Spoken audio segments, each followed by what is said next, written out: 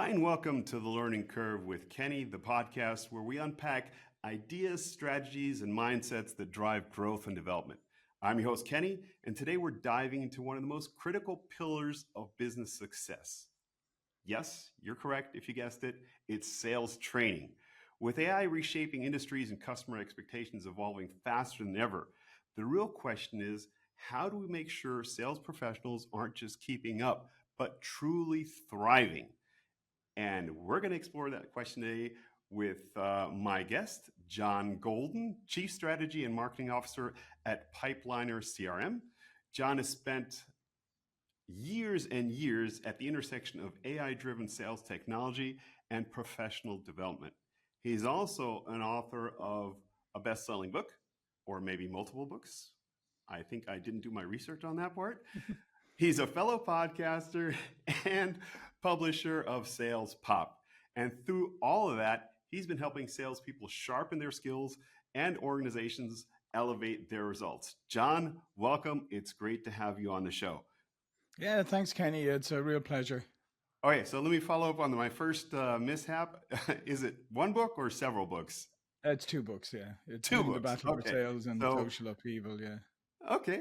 Well, that's very impressive. On the checklist of things to do in one's life, you have that one marked off, and if you have a Harley, then you got two of those things marked off. Yeah, no, I don't have a Harley, I'm afraid. I'm afraid my wife won't let me get one. I used to ride motorbikes back in Ireland back in the day, and she said, well, you can just hang on to those memories. Okay, well, let's just dive into our topic today. Um, before I start, though, I do have I always have a lead-in question, and my lead-in question is, what's one of the lessons or an insight that you picked up recently outside of sales that gave you a new perspective?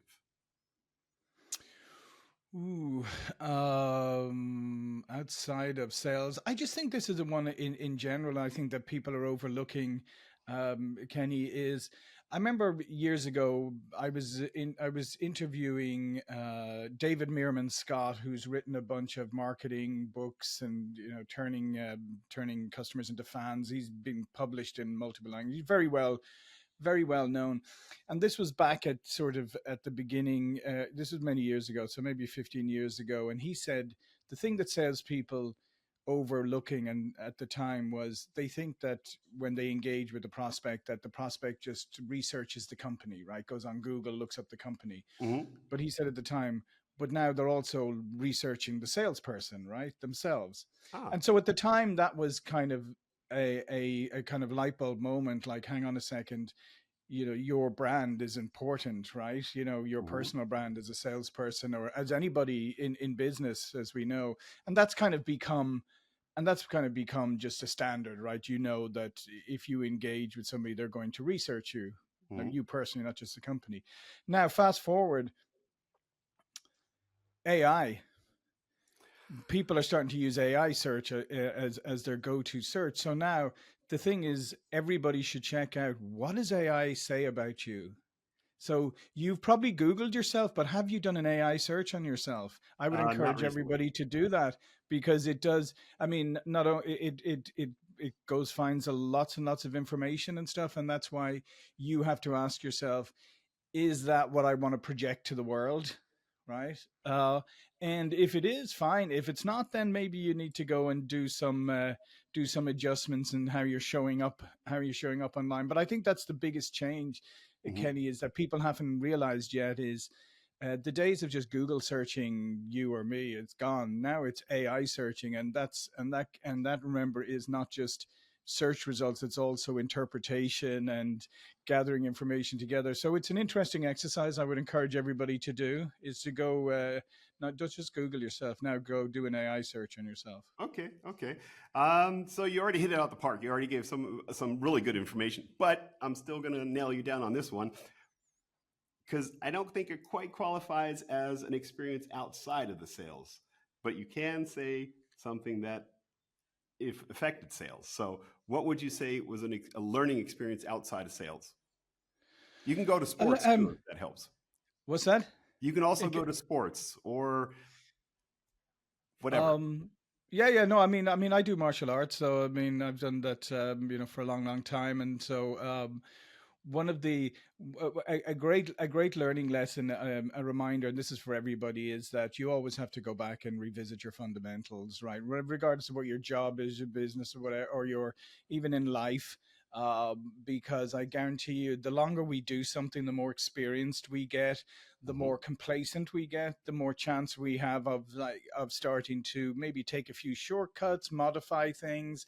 So sometimes in martial arts, like recently, like a week or so ago, we were literally going back and just doing basic stances and footwork and stuff you'd done so many times and years ago. And yet, regardless of what level you are, how long you've been doing it, you'll Hmm. suddenly discover, I'm not doing this particularly correctly. I'm doing this, I've modified this, or I'm not doing it, and so it's a great reminder.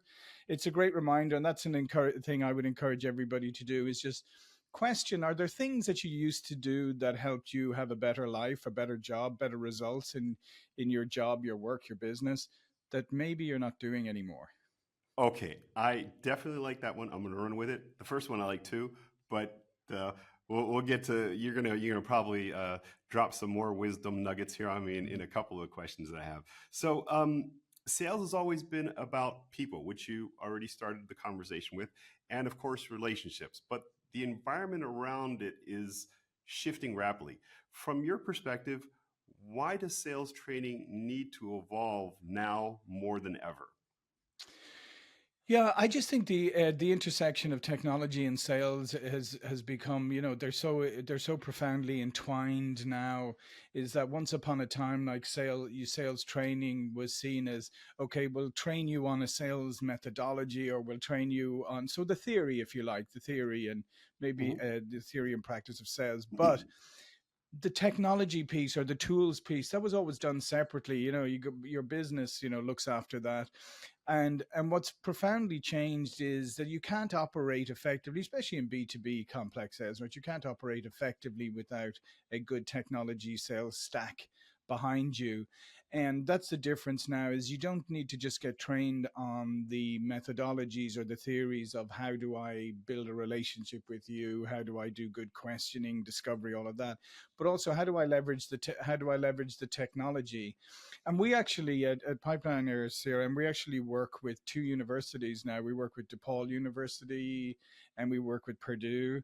And Mhm. they have programs where they're actually doing degrees and that for sales.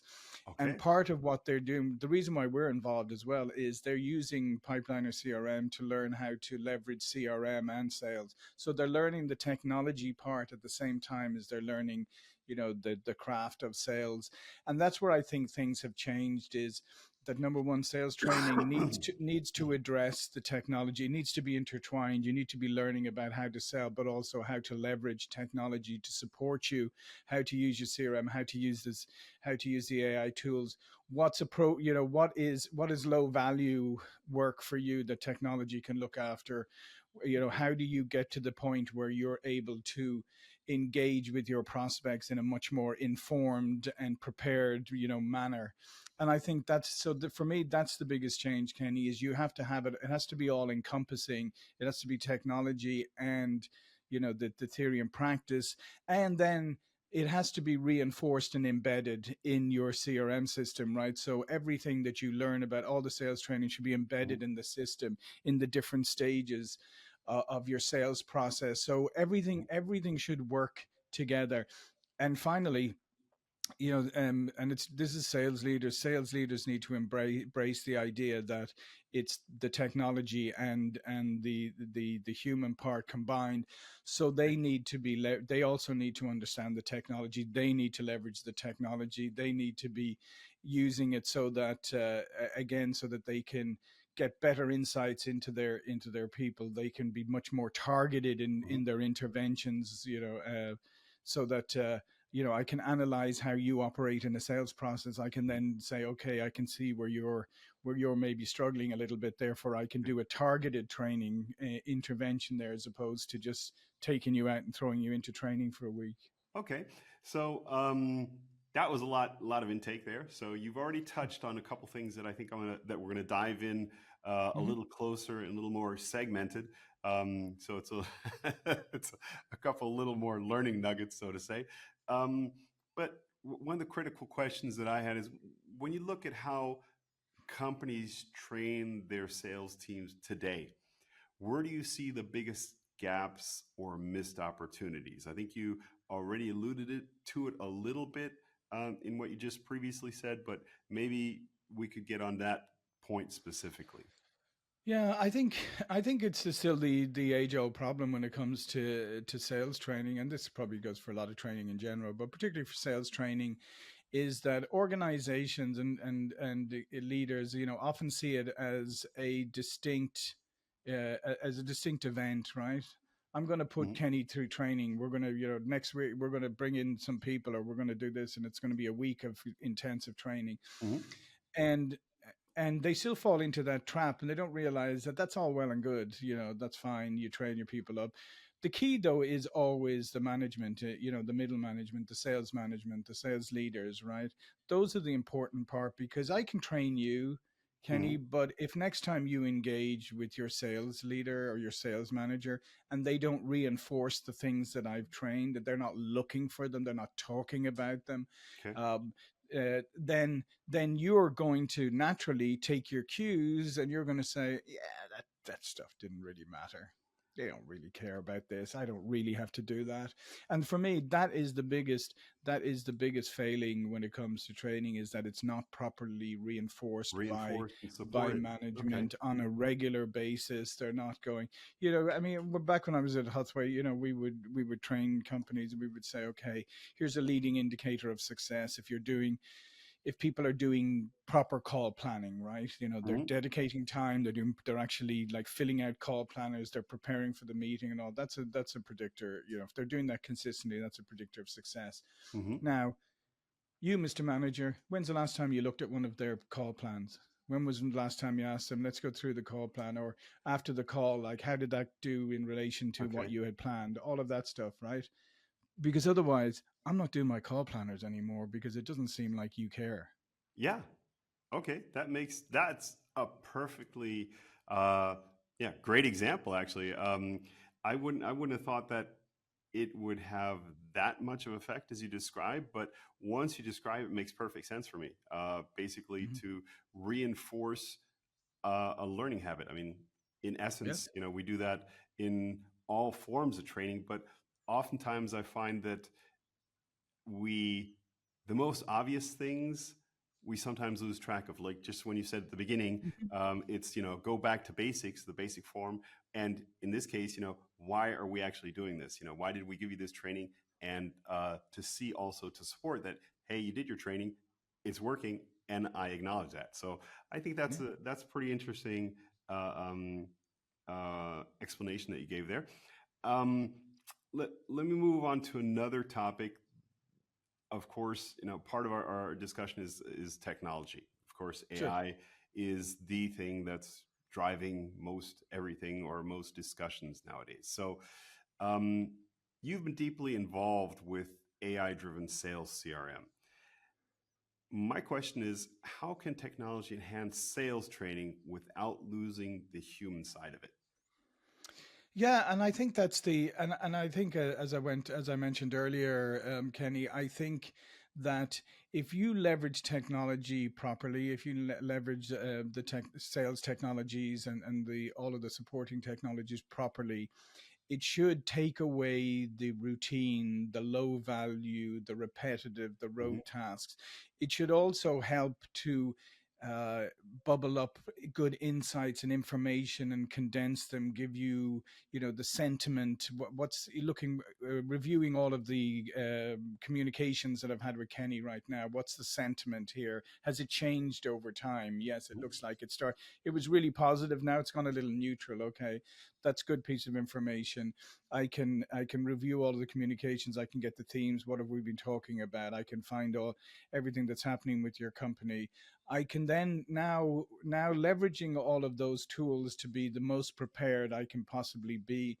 What does that do? That allows me to come into any interaction with you far better informed, far better prepared, and then that allows me to have those deep conversations with you. That's the human part. That's the part that we, at the end of the day, the part that we really pay top salespeople for is the part where they can get in, build a relationship, understand the needs, have deep conversations, be able to pivot, be able to like react to things.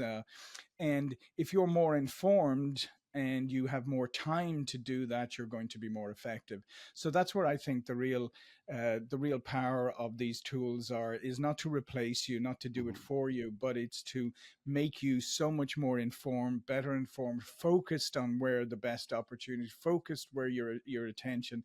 So for me, it's about preparation, it's about focus, and then that creates the space for you to do what you really want to do as a salesperson, which is be creative, is to problem solve, is to understand, and that's something right now that's an AI is not going to do that bit. So rather than look at it as how is this impacting my my role? Like is it going to replace me? It's no. Mhm. The people who use AI effectively are going to replace you, right? Not AI on its own.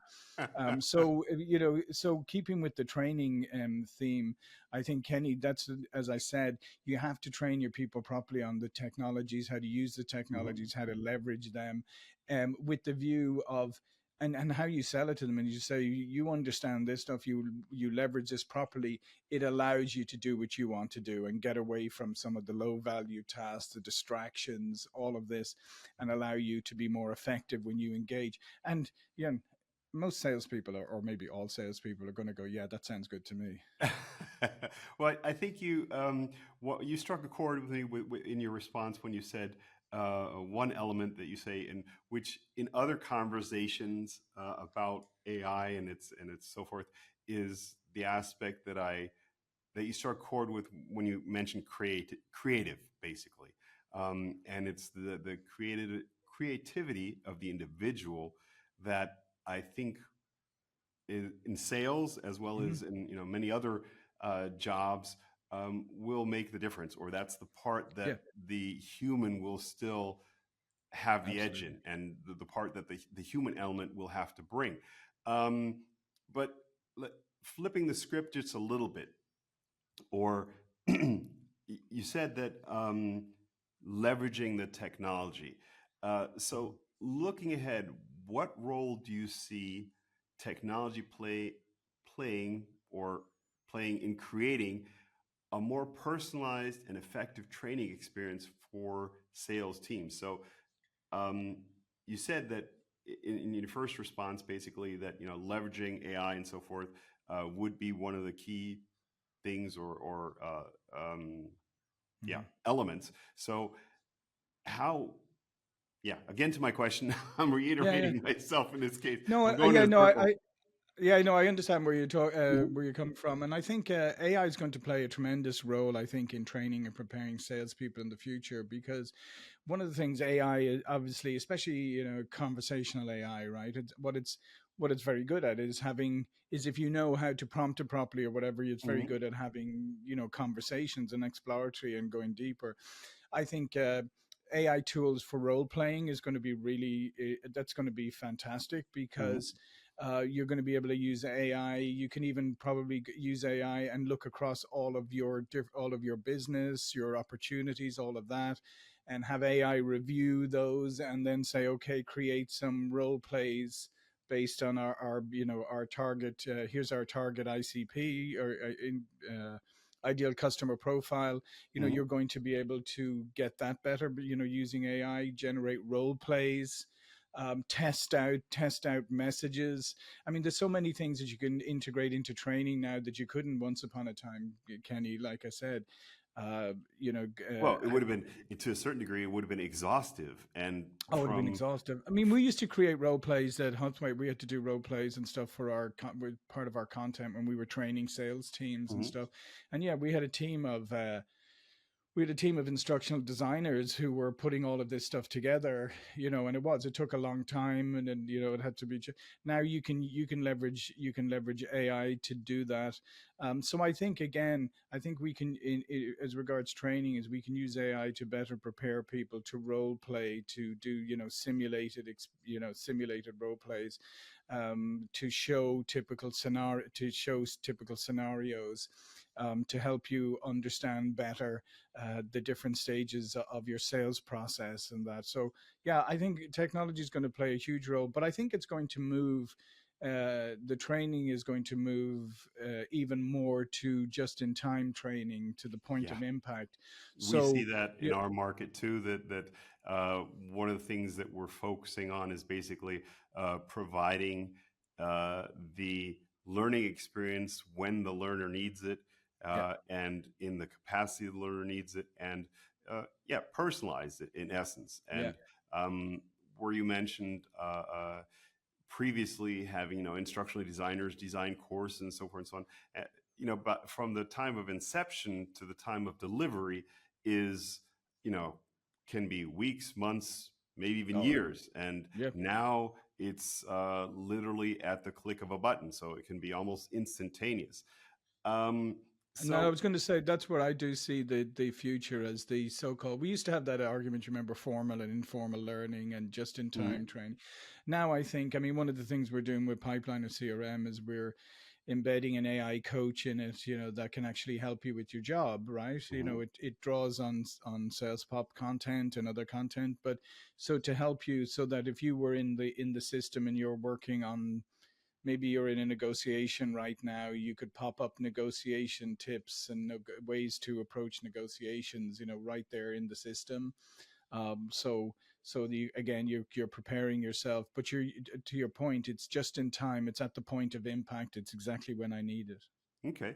So one of the other things, we want to provide um, lots of insights to our listeners. So um, if I were a company that wants to revamp my sales training today, for example, what practical steps could I take to make sure that it actually sticks and drives impact? Well, I think there's a few things. I think if you revamp your sales training, the first thing you should do is you should revisit your buyer or your Ah, buyers. okay. So you should look again at who is your buyer or buyers. What is your ideal customer profile? What have their buying habits changed? What is, have sales cycles got longer, shorter? Are there more people involved? So the first place to do before you revamp your training is to look at your buyer or buyers, as I said, and see, okay, do we have a good understanding of them? Because otherwise, you're training people to sell to a buyer that maybe doesn't exist anymore or maybe has changed and stuff. So you're going to be out of sync. So that's the first thing I would do is check your buyer. And then I would look at your training and say, is the training all theoretical now? Is it the same thing as, am I just learning methodologies? Am I learning prospecting strategies, things like that? Mhm. The next thing is like, where's the technology in this? Like, where have I made sure that we're training people on the use of the tools at the same time as the theories? That's another way that I would revamp it. I would also ask yourself too. I mean, here's one of the big ones too, Kenny. Is we have a lot of different generations in the workforce today. Oh, yeah. I mean, somebody said 4 or 5, and I think somebody even said 6. And I was like, I don't know where you're getting these other generations for, but hey, who am I to argue? Um, but so you've got 4 or 5. You got a lot of generation. So the other part too, this is a massive challenge now. Is you have a lot of people who like to learn differently, right? Yes, And most so definitely. therefore the other thing you got to look at is, do I have one mode of delivery? Like, do we just take everybody into a classroom for a week and just boot camp them? Do we just throw courses online, that they can access themselves, or what is it? How are you delivering it today? And if the way you're delivering it today, does that appeal to all of your salespeople, your audience, or are you missing a whole chunk of them because that's not how they learn? So the other thing too you have to consider is not just revamping your training, but also looking at, do you have to do it in multiple formats in order to be able to I think accommodate that's a different styles? excellent point. In several discussions I've had, one of the things that we've moved away from the classic one focus and one delivery Yep. method. Be it the face to face coaching where you have somebody stand up there and just impart information on people one way or the other.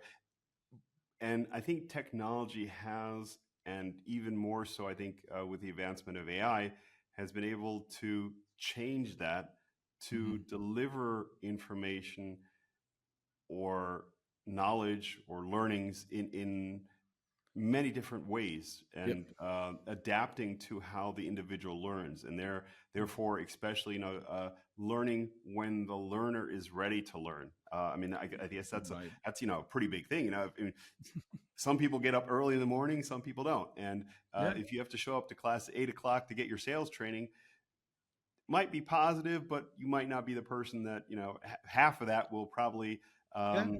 go in one ear and out the other. So Yeah. I think I that's a always say, very excellent point. Kenny, is unfortunately in life and business and everything, you have to meet people where they are, not where Yes. you'd like them to be. You Hmm. know, I mean, you'd say, okay, it'd be great if everybody could learn in a boot camp environment. I could just bring them in for a week and just drill it into their brains, and everything would be good. Yeah, well, yeah. Unfortunately, life's not like that anymore. So yeah, you do have to have multiple formats, and you have to look at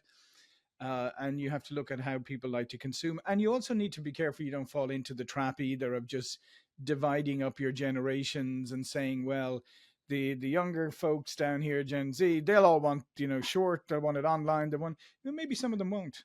Yeah. So I mean, so you got to, like I said, you just got to realize that it's more about provide the formats, and then the people will gravitate towards the one that works best for them. Okay. You just led me to my next area of questioning with your statement of a trap. Falling into a trap. Um, Next question I was going to ask is, general about pitfalls and misconceptions. From your experience, what are some common mistakes organizations make when rolling out training programs? Oh yeah. Ooh, that. Yeah, there is a lot, because I mean I mean, and you know the business and stuff. I mean, it's there's a lot of trainings that fail, or that basically atrophy very quickly. Mhm. So the number one, as I mentioned earlier, the number one is rolling out training as an event, right? It should never be an event. It Oh, should okay. always be a part of a process. It should be an ongoing process. Training shouldn't be some a one and done, right? So it may start Hold on, out let me with an interrupt. event. What do you mean by event? Can you between So event? a lot of times, as I said, traditionally, like something like sales training will be, we're going to do a week's training and we're going to do this boot camp, Okay. that's the way it's kind of it's turned into a discrete event, as Mm-hmm. opposed to saying, and like I said, it still could be, you could still be doing classroom training. It doesn't matter, but it needs to be part of an ongoing process. So you need to say, here's the training roadmap for this year. Here's all the things, like we're going to do some formal training here, then we're going to follow this up with online. You're going to have, maybe we're going to have power groups, where we group people together to do, peer-to-peer learning and Mm-hmm. that. But show that it's a continuum, it's an ongoing thing, that you're always going to be training. You're just going to be training more intensively at some Okay. stages than others.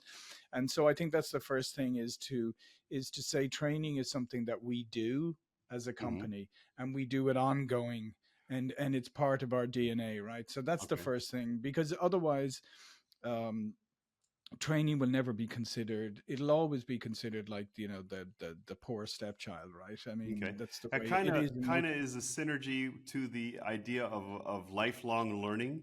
Yeah. Most people apply lifelong learning in their private Yeah. fields or whatever, but it seems in this case your explanation also is that it should be a lifelong learning within the organization Yeah, and also be planned as such. your organization needs to be a learning organization, and a one that's always looking to improve and and to upskill. So that's the first thing I would say. Hmm. That's a major reason. The second one is, as I referenced earlier, that it's kind of pushed down to, this is for you, this is training for you, and Okay. so your managers or the leaders, they're not involved in it, right?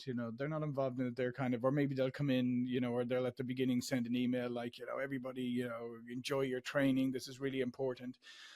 they need to be involved. They need to be involved. You need to have your sales managers or sales leaders doing the same training as the salespeople, because they're the ones who are going to need to reinforce it, to encourage the adoption of these things. So you should literally train your managers first, always first, right? Okay. Uh, because here's something else, Kenny, that just a human nature thing.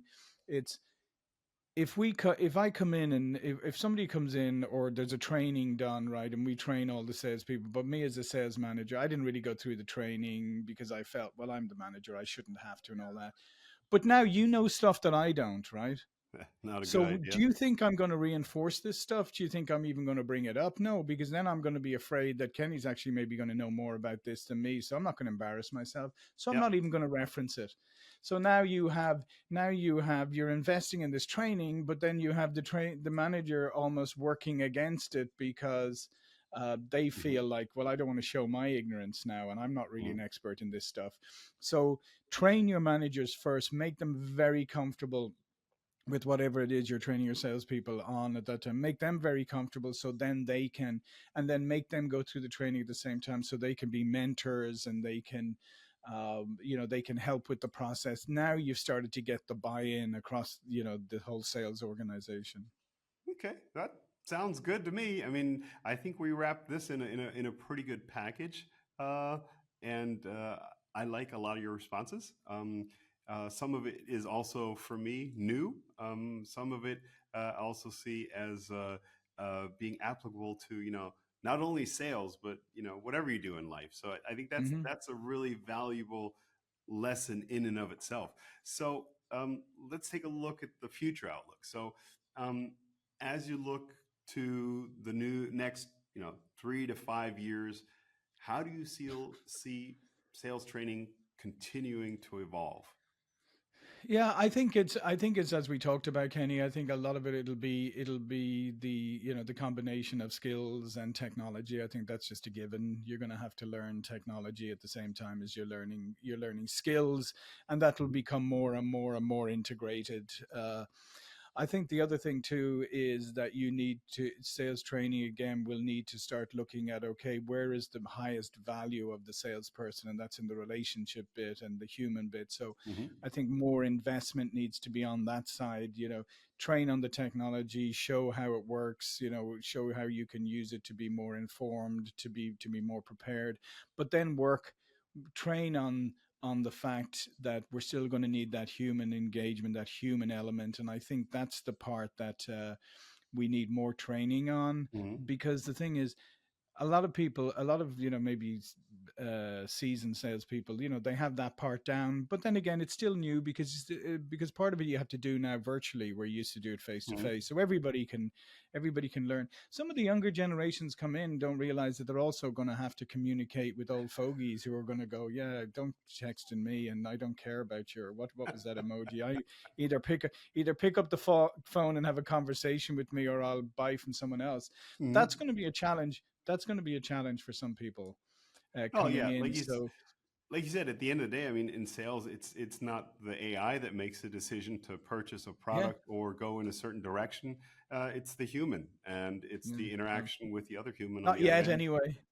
Not yet. Yeah. When we get to that point, we'll have to Yeah, redo another show on yeah. this. But no, but I so yeah, no. So that's what I would say is that's how it's going to how it's going to change. I think the technology element is going to just become de facto. It's just something that you have to do. You have to train and you have to learn how to leverage it. Mhm. I think then you got to focus. Then a lot of focus has to be on the relationship building skills and building relationships with different types of people, with different generations of people, Yep. with people who want to be communicated in different ways, and being very comfortable switching between those modes.